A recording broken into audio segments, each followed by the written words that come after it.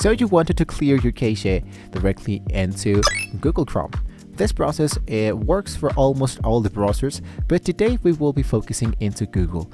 So the first thing is the quick shortcut with all the actual platforms, which is just type the word Control Shift Delete.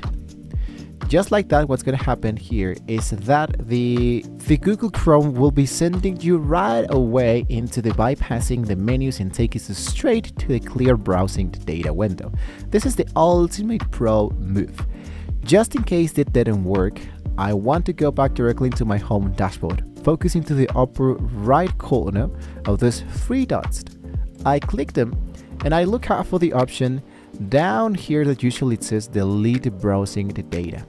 So I select this element and I am now inside to delete browsing data.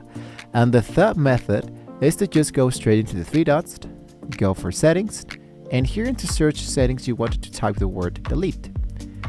Here it will be showing you delete browsing data. Now that we are inside in here, what you wanted to do is to select the elements that you would like to delete.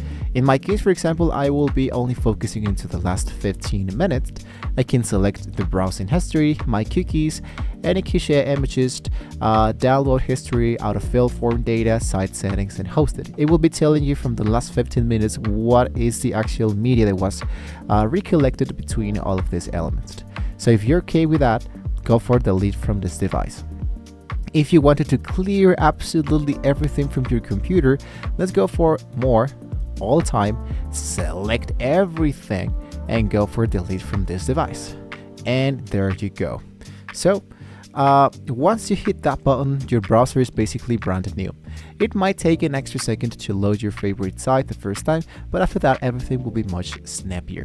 So did that speed up your browsing? Let me know into the comments below. Don't forget to subscribe to Easy Tech Daily for more quick fixes to save your time. See you in the next one.